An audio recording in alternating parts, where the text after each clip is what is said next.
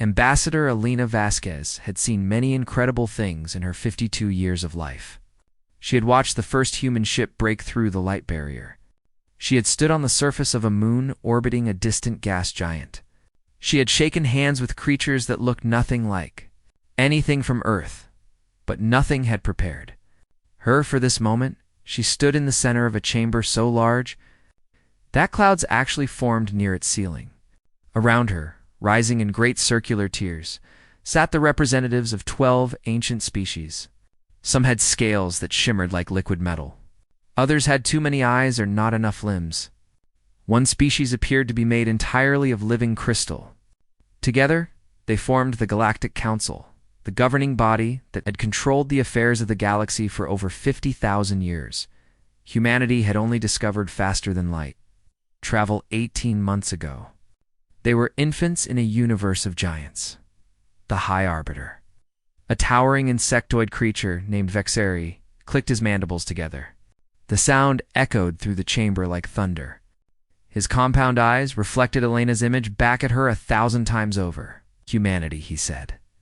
His voice translated through the small device in Elena's ear. "You have proven yourselves capable of reaching the stars. This is no small achievement. Many species destroy themselves before they reach this point. You did not. For this, you have earned our attention." Elena kept her expression neutral. She had studied every piece of information humanity had gathered about the Council. She knew that behind Vexeri's formal words lay something else. The Council did not simply welcome new species. They absorbed them. "We are honored by your attention," Elena replied carefully. "We come in peace and with hope for friendship." Vexeri made a sound that might have been laughter. "Friendship. Yes. We offer you much more than friendship, Ambassador. We offer you the Protectorate Accord." A holographic document appeared in the air before Elena. It was written in a universal script that her translation device could read. As she scanned through it, her heart began to beat faster. The Accord promised many wonderful things.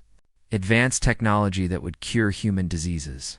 Protection from hostile species that lurked in the dark spaces between stars. Safe passage through Council-controlled territory, which covered most of the galaxy. In return, humanity would place their military forces under Council oversight. They would accept Council advisors in their government. They would agree to limits on how many humans could live on colony worlds. "This is very generous," Elena said slowly. "We are a generous people," Vexeri replied. 14 species have accepted our protection over the millennia. They have prospered under our guidance. You could prosper too. Kana asked for time to consult with Earth. Vexeri granted her 3 days. It was not a request he could refuse under Council law, but Elena could see that he was not pleased. He was not used to waiting. In the small quarters assigned to the human delegation, Elena gathered her team. There was Dr. Marcus Chen, their xenobiologist, and Commander Sarah Wells, their military advisor. There was also James Okonkwo, a young captain who had been assigned as their pilot and security. "It sounds too good to be true," Commander Wells said immediately. "There has to be a catch." Dr. Chen had been working on his tablet since they arrived. His face was pale. "I think I found it," he said quietly. "I've been analyzing data on the 14 Protectorate species. None of them have developed any new technology since accepting the Accord. Not in thousands of years. They receive what the Council gives them, and nothing more." Elena felt cold. "What else?" 3 of those 14 species are now extinct. The official records say they died from natural causes, disease, low birth rates. But the timing is strange. Each extinction happened within a few centuries of accepting Protectorate status. He looked up at them, and all 14 species have had their populations decline since joining. All of them. The room was silent. Captain Okonkwo spoke first. "They're not protecting these species. They're farming them, keeping them dependent and controlled until they fade away." Elena spent the next 2 days gathering more evidence. She found hidden clauses in the Accord that gave the Council the right to approve all scientific research. She found records of cultural practices that had been banned as dangerous or primitive. She found a pattern that stretched back 50,000 years. Species that joined the Council survived for a while. Then they slowly, quietly disappeared. On the third day, Alina returned to the great chamber. Every seat was filled. Every eye was upon her. Ambassador Vasquez, High Arbiter, Vextheri said, "Does humanity accept the Protectorate Accord?" Alina took a deep breath. She thought about Earth. She thought about all the humans who were watching this moment through long-range transmitters. She thought about the future. "High Arbiter," she said, her voice steady, "humanity is deeply grateful for the Council's generous offer. We recognize the protection and advancement you provide to your member species." She paused. The chamber was completely silent. "However, we must respectfully decline." The silence shattered into chaos. Representatives shouted in a dozen alien languages. Vextheri slammed his foreleg against his podium, demanding order. It took several minutes for the chamber to quiet down. "You decline?" Vextheri's voice was ice cold. "No species has ever declined the Protectorate Accord." "Then we are the first," Alina replied calmly. "Humanity values self-determination above all else. We would rather face the dangers of the universe on our own terms than surrender our freedom for safety. We mean no disrespect to the Council, but this is our choice." Vextheri leaned forward. His mandibles clicked rapidly, a sign of anger that Alina had learned to recognize. "You are making a dangerous mistake, Ambassador. Outside our protection, you will be alone. The galaxy is not kind to those who stand alone." Alina met his gaze without flinching. "Perhaps, but we would rather stand alone than kneel together." She turned and walked out of the chamber. Her team followed. Behind them, the shouts of outraged council members echoed off the ancient walls as their shuttle departed the massive council station. Alina finally allowed herself to feel the fear she had been hiding. She had just made enemies of the most powerful organization in the galaxy. She had no idea what would come next. Her tablet beeped. An encrypted message from an unknown source. "You have made powerful enemies today, but you have also made friends. We will be watching." Alina stared at the message for a long moment. Then she looked out the window at the stars. Somewhere out there, someone had noticed humanity's defiance. Someone approved she did not know who they were or what they wanted. But she knew one thing for certain. Humanity's story among the stars had just begun. They would write it themselves. 6 months had passed since Ambassador Alina Vasquez refused the Protectorate Accord. 6 months since humanity declared that they would walk their own path among the stars. In that time, Alina had learned exactly what it meant to defy the Galactic Council. She stood in her office on Earth, staring at reports that grew worse by the day. Every species that traded with the Council had severed ties with humanity. Human merchant ships were turned away from ports they had visited just weeks before. Diplomatic channels went silent. Invitations to scientific conferences were withdrawn. The Council had not attacked humanity with weapons. They had attacked with something far more effective. Silence. The worst part was the medicine. There was a compound called Valerian that only grew on planets controlled by the Council. It was the most effective treatment for a rare blood disease that affected thousands of humans. Without access to Council space, humanity could not get Valerian. People were dying. Alina received angry messages every day. Politicians demanded to know why she had doomed humanity to isolation. Citizens begged her to go back and accept the accord. News programs debated whether she had made the worst diplomatic decision in human history. She did not blame them for their anger. She understood their fear. But every night she looked at the evidence Dr. Chen had gathered. She looked at the species that had slowly vanished under Council protection. She knew that the quick death of isolation was better than the slow death of control. Still, doubt ate at her in quiet moments. Had she made the right choice? Dr. Marcus Chen burst into her office without knocking.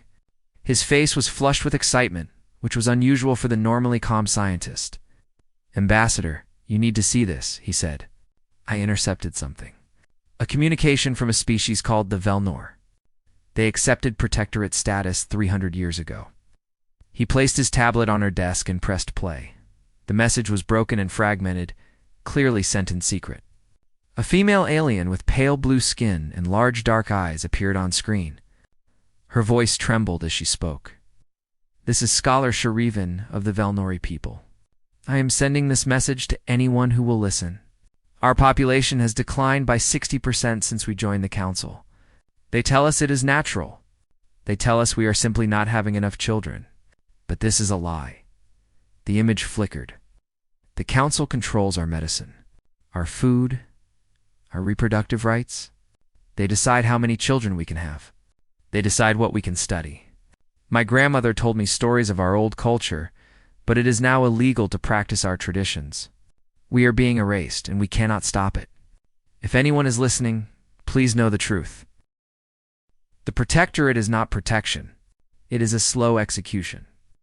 The message ended. Alina sat in silence for a long moment. Then she looked at Chen. Can we verify this? I've cross-referenced it with everything we know, Chen replied. Her claims match the patterns I found. The Velnori are dying, Ambassador. Slowly, quietly, but definitely dying. Alina felt sick. But beneath the sickness was something else. Resolution. Then we made the right choice, she said quietly. And we need to prove we can survive without them. She called a meeting of humanity's top scientists and engineers.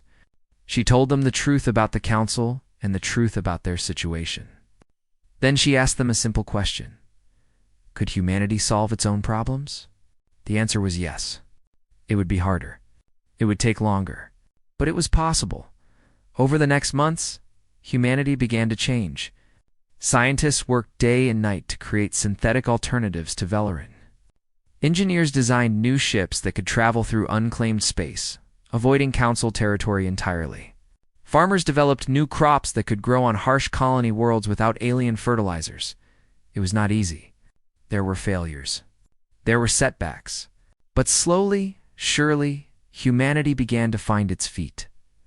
The council watched and waited. They expected humanity to come crawling back. They expected the pressure to break these stubborn primates. But weeks turned to months, and no surrender came. Alina was reviewing reports in her office late one night when Captain James Okonkwo contacted her from the outer colonies. His face was serious on the view screen. Ambassador, we have a situation. A small ship just dropped out of hyperspace near our border. It's damaged and broadcasting a distress signal. The crew is requesting asylum. Alina frowned. Asylum? From whom? From the council. Okonkwo paused. Ambassador, they're Velnor. 12 of them. And they say they have information the council will do anything to suppress. Lena's heart began to race. Bring them in. Give them medical attention and whatever else they need. I'm on my way. She arrived at the outer colony 2 days later. The Velnor refugees had been given quarters in a secure facility. They were thin and frightened, their pale blue skin showing signs of malnutrition. But their leader, a female with fierce determination in her dark eyes, stood tall when Alina entered. I am Scholar Sharivan, she said. I sent the message you intercepted. I did not know if anyone would hear it. I did not know if anyone would care, he heard Alina replied. And we care. You're safe now. Sharivan shook her head. No, Ambassador. None of us are safe. The council knows we escaped. They know what we carry. She held up a small data crystal. This contains evidence of everything. Forced sterilization programs. Cultural suppression orders. Records of 3 species that were deliberately driven to extinction because they became too difficult to control. Alina stared at the crystal. This could change everything. Could also start a war, Sharivan said quietly. The council will come for us. They cannot allow this information to spread. Are you prepared for that? Alina thought about the months of isolation. The people who had died without medicine. The fear and doubt that had plagued her. Then she thought about what would happen to the Velnor if she turned them away. We didn't refuse the council's offer just to save ourselves, she said finally. We refused because we believe that every species has the right to determine its own future. That includes your people. Sharivan's eyes filled with tears. You would risk war for us? For strangers? Alina smiled sadly. If we wouldn't, then we wouldn't deserve the freedom we're fighting for. That night, long-range sensors detected council enforcer ships moving to our human space. They were still far away, but they were coming. The message was clear. Surrender the refugees or face the consequences. Alina sent back a message of her own. 2 words that would be remembered for generations. Come and get them. The Council Enforcer fleet arrived at the edge of human space exactly 14 days after Alina sent her defiant message. 40 warships hung in the darkness between stars, their weapons powered and ready. Each ship was larger than anything humanity had ever built. Each carried enough firepower to reduce a planet to ashdot. High Arbiter Vexari's message reached Earth within minutes of the fleet's arrival. Humanity has harbored criminals who stole classified Council property. You will surrender these criminals immediately. You will surrender the stolen data. You will issue a formal apology for your defiance. If you do not comply within 24 hours, we will take what is ours by force. The message played on every screen across human space. People watched in fear. Some prayed. Others prepared to fight. All of them waited to see what their leaders would do. Ambassador Alina Vasquez met with the Velnori refugees one final time. Sherivan stood before her, the data crystal clutched in her thin blue fingers. You should give us to them, Sherivan said quietly. Your people should not die for us. We are already a dying species. It would be better if we just disappeared. Alina shook her head firmly. No. That's exactly what the Council wants you to believe. They want you to think you don't matter. They want you to surrender quietly. We won't let that happen. But your people, my people, know what the Council really is now, Alina interrupted. Thanks to you? Thanks to your courage in escaping and bringing us the truth. We won't abandon you. Not now. Not ever. Sherivan wiped tears from her dark eyes. Why? We are strangers. We are not even the same species. Why would you risk everything for us? Alina smiled sadly. Because if we wouldn't be worth saving ourselves. The Human Defense Coalition had assembled every ship they had. It was not an impressive fleet by galactic standards. 23 vessels faced 40 Council warships. The human ships were smaller, slower, and less advanced. Every military analyst in the galaxy would have predicted a massacre. Captain James Okonkwo stood on the bridge of the flagship Defiance. He was 34 years old. He had joined the military to protect people, not to fight wars, but he understood that sometimes protection required fighting. All ships report ready, his communications officer announced. Okonkwo nodded. He looked at the view screen showing the Council fleet. 40 warships. Each one could destroy his flagship without much effort. The logical thing to do was surrender. The smart thing to do was retreat. But James Okonkwo was human. And humans, he had learned, often did things that were neither logical nor smart. They did what was right. Open a channel, he said. All frequencies. Maximum broadcast power. I want every ship in this sector to hear this. I want every planet in the galaxy to hear this. His communications officer looked surprised.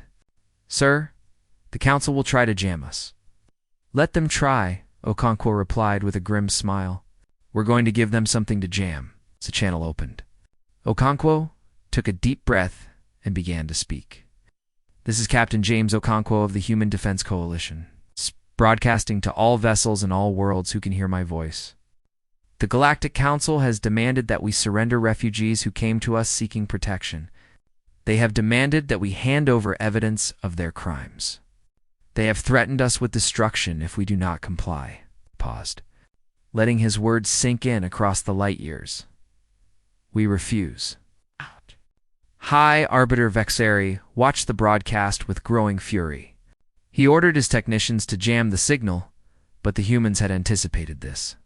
They were broadcasting on dozens of frequencies simultaneously. For every channel the Council blocked, another carried the message forward. Okonkwo continued. The refugees in our care are Velnor. They escaped from Council space with evidence that the Protectorate system is not protection at all. It is slow extermination.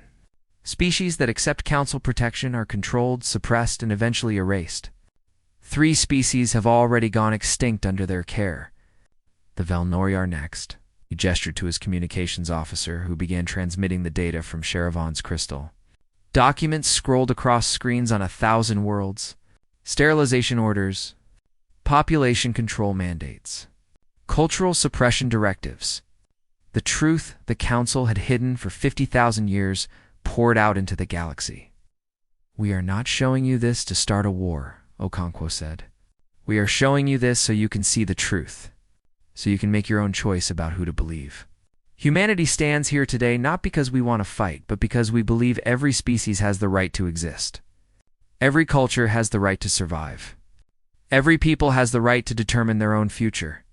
He straightened his shoulders and looked directly into the camera. "We may be destroyed today.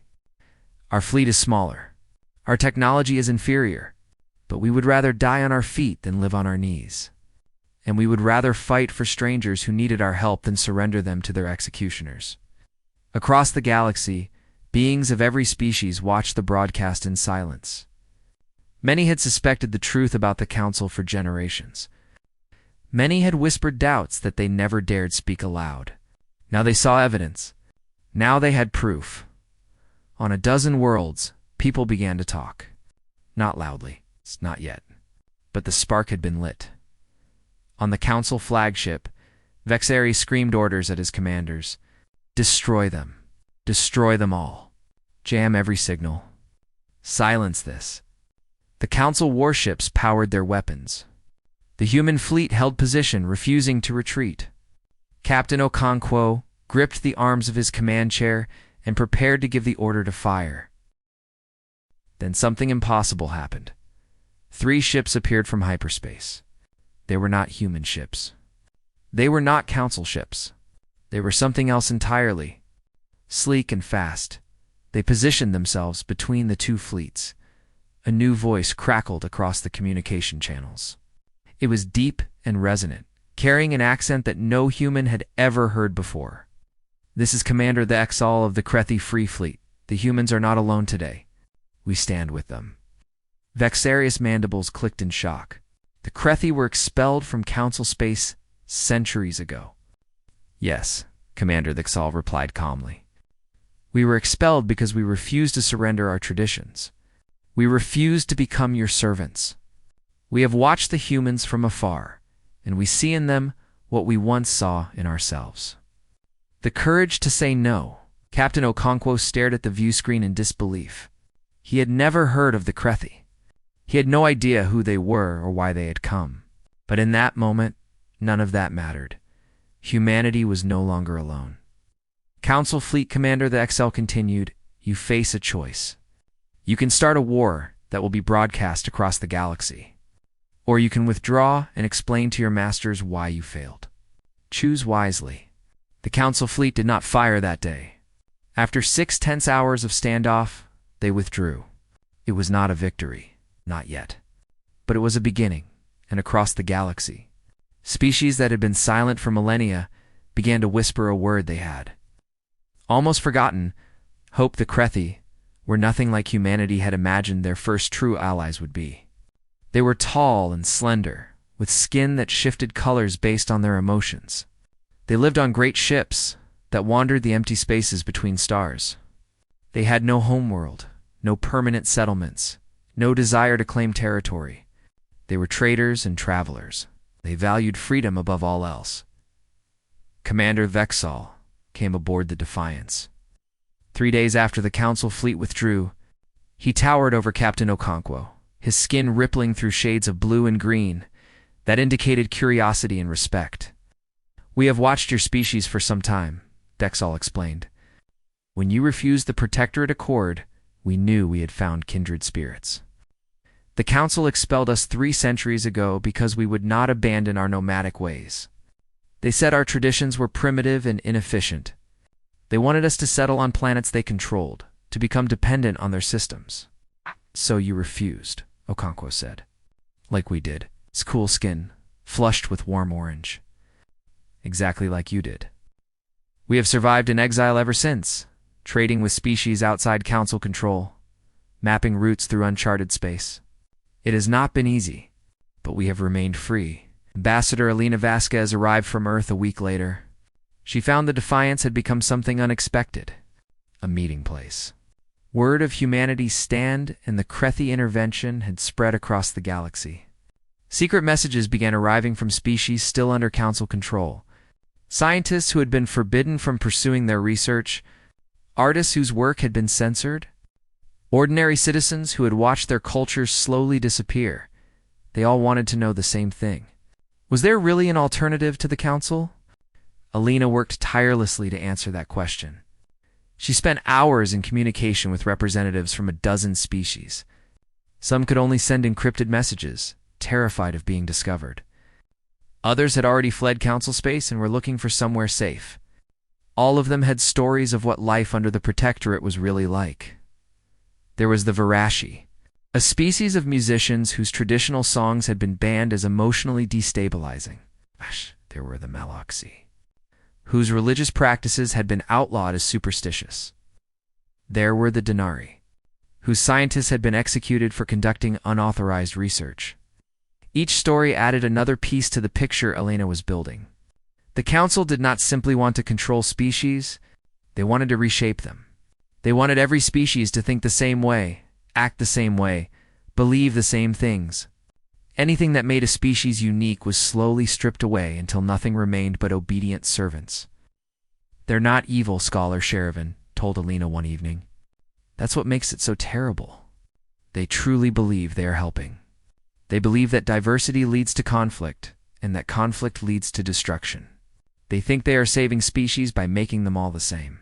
Lena shook her head. "But they're wrong." "Yes," Sherivan agreed. "They are wrong. But they have believed this for 50,000 years. They will not change their minds easily." High Arbiter Vextheri was furious. His fleet had been humiliated. The evidence of Council practices had spread to hundreds of worlds. For the first time in millennia, species were openly questioning the Protectorate system. He convened an emergency session of the full Council. The chamber that had once witnessed humanity's refusal now echoed with angry voices and accusations. "We must destroy the humans immediately," demanded Representative Corvin of the Threxy. "They have undermined everything we have built. They are a disease that must be cut out." "War would only prove their claims true," argued Councillor Melith of the Sylvani. "If we attack them now, every species in the galaxy will believe they were right about us." The debate raged for days. In the end, Vextheri chose a middle path. Open war was too risky, but economic pressure could still work. He issued a decree. Any species that traded with humanity or their allies would be expelled from the Council. Any individual who communicated with the Free Trade Compact, as the new alliance had begun calling itself, would be arrested. The Council would strangle this rebellion without firing a shot. The decree had the opposite effect. On the human colony world of New Helsinki, Alina watched as 3 more species arrived to join the compact. They were not powerful species. They were not wealthy or technologically advanced. But they had something more valuable than power or wealth. They had courage. The Krethi contributed their knowledge of uncharted space routes, opening paths that avoided Council territory entirely. The Velnor shared scientific research that the Council had suppressed for generations. The Vareshi offered their ships as messengers, carrying word of the compact to distant worlds. And humanity provided something none of them had expected. They provided welcome. They provided friendship. They provided a simple promise that every species, no matter how small or weak. Mattered Commander Vexal laughed when he saw humans working alongside Velnor engineers and Krethi navigators. His skin rippled through a dozen colors of amusement and wonder. "Your species is strange," he told Captain Okonkwo. "You do not see differences the way the Council does. You see a being who needs help, and you help them. You see a species that is suffering, and you offer your hand. It is inefficient. It is irrational. And it is the most beautiful thing I have ever witnessed."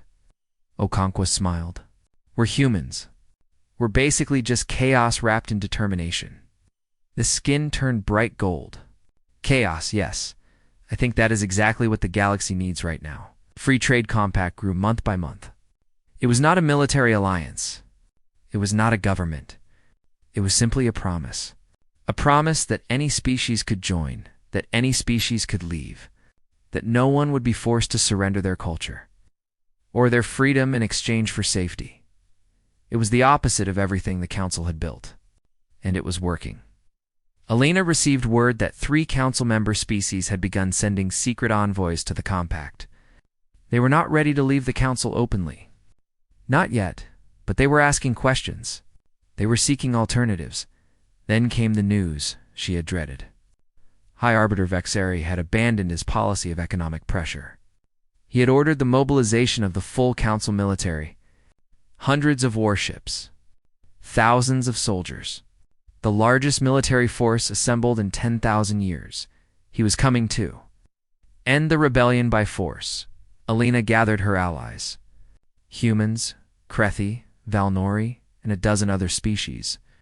They looked at each other across the conference table, each one knowing what they faced. "We can't win this fight," Commander Thexol said quietly. "Not with weapons." Lena nodded slowly. "Then we need to win it without weapons." She looked at Scholar Sherivan. She looked at Captain Okonkwo. She looked at the representatives of every species that had trusted humanity enough to stand beside them. "I have an idea," she said, "but it's going to require faith. Faith that the truth is more powerful than any fleet." One by one, they nodded their agreement. Whatever came next, they would face it together. The Council Armada entered human space on a cold morning in December. 200 warships stretched across the stars like a wall of death. It was the largest military force assembled in 10,000 years, and it had one purpose: to end the rebellion that humanity had started. The Free Trade Compact fleet moved to intercept them. 40 ships against 200. Krethi vessels flew alongside human cruisers. Velnor shuttles carried supplies. A dozen other species had contributed whatever they could spare. It was a brave fleet. It was also doomed. Ambassador Elena Vasquez watched the approaching armada from the bridge of the Defiance. Captain Okonkwo stood beside her, his face calm despite the fear they both felt. "We can't win this battle," he said quietly. "No," Elena agreed, "but we might not have to." She turned to the communications officer. "Open a channel to the Council flagship. Tell High Arbiter Vexeri that I am invoking the right of final audience." The bridge fell silent. The right of final audience was an ancient Council law. Any species facing military action could request one final hearing before the complete Council. It was a formality from a more civilized age, rarely invoked and never successful. But it could not be refused. Vexeria's response came quickly. His voice dripped with contempt. "You wish to delay your destruction with speeches? Very well, you will have your audience. Come to the Council chamber. Come alone. And say goodbye to your people, Ambassador. It will be the last time you see them." Elena turned to Okonkwo. "Hold position here. Do not fire unless they fire first. Whatever happens in that chamber, do not let them provoke you." Okonkwo gripped her hand. "Come back alive, Ambassador." She smiled sadly. "I'll do my best." The shuttle journey to the Council station took 4 hours. Alina spent the time preparing. Not speeches. Not arguments. Something else entirely. The great chamber was full when she arrived. Every Council species was represented. Thousands of eyes watched as she walked to the center of the floor. High Arbiter Vexeri towered above her, his compound eyes glittering with triumph. "Ambassador Vesquez," he said, "you have been granted your audience. Speak. Tell us why humanity should be spared." Alina looked up at the assembled Council. 12 ancient species. 50,000 years of control. The most powerful organization in the galaxy. She smiled. "I have not come to beg for mercy," she said. "I have not come to plead for humanity's survival. I have come to show you something." She pressed a control on her wrist device. Holographic images appeared in the air around her. Faces, dozens of them, hundreds. These are the Velnor, who escaped to human space. They came to us with evidence of what the Protectorate really means. They risked everything to bring the truth to the galaxy. She gestured, and a pale blue face appeared. "Scholar Sherivan, please speak." Sherivan's image addressed the Council. Her voice trembled, but her words were clear. She described what life under Council protection was really like. the restrictions, the suppressions, the slow death of her people. Vexaria interrupted furiously. This is propaganda. This criminal speaks lies. Then let others speak, Alina replied calmly. More faces appeared. A Krethi elder described how his people had been expelled for refusing to abandon their traditions. A Varashi musician played a song that had been banned for 3 centuries. A Malaxi priest recited a prayer that has been declared illegal, but the most damaging testimony came from unexpected sources. 3 representatives from council member species stepped forward. They had been preparing this moment in secret for months. They were terrified. Their careers would be destroyed. Their families might suffer, but they could no longer stay silent. Councillor Meleth of the Silvani spoke first. Her voice was soft but steady. I have served on this council for 60 years. I have watched species join the Protectorate with hope in their hearts. I have watched that hope die slowly as their cultures were suppressed and their populations declined. I can no longer pretend this is protection. It is control, and I am ashamed of my silence. 2 more councillors added their voices, then a 4th, then a 5th. The chamber erupted in chaos. Vexari screamed for order. Representatives shouted accusations at each other. The careful unity that had held the council together for millennia cracked and shattered in minutes. Alina raised her voice above the noise. I did not come here to destroy the council. I came here to offer you a choice. Slowly, the chamber quieted. Thousands of eyes turned to her. You can continue as you have always done, she said. You can destroy us. You can silence these witnesses. You can pretend nothing has changed. But every species in the galaxy heard Captain Okonkwo's broadcast. They have seen the evidence. They know the truth. If you destroy us now, you prove that everything we said was right. She paused, letting her words sink in. Or you can choose differently. You can admit that your system has flaws. You can reform. You can build something new, something based on cooperation instead of control. On voluntary association instead of forced dependence. It will be difficult. It will be painful. But it is possible. And it starts with a choice. Your choice today. The silence stretched for a long moment. Then Councillor Meleth stepped forward. I call for a vote, she said. A vote to dissolve the Protectorate Accord and establish a new framework. A framework based on the principles the humans have described. Vexari tried to object, but he was shouted down by his own people. Species that had been silent for millennia found their voices. The vote was called. When it ended, the Protectorate Accord was dead. Vexari was removed from power by his own species, who had grown ashamed of what had been done in their name. In the months that followed, the Galactic Council transformed into something new. They called it the Galactic Cooperative. Membership was voluntary. Cultural practices were protected. Scientific research was encouraged. It was not perfect.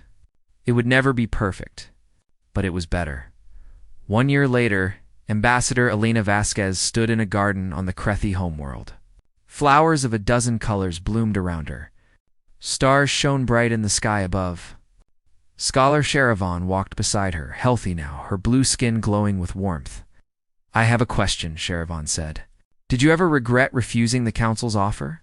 Back in the beginning, when everything seemed hopeless? Alina thought for a long moment.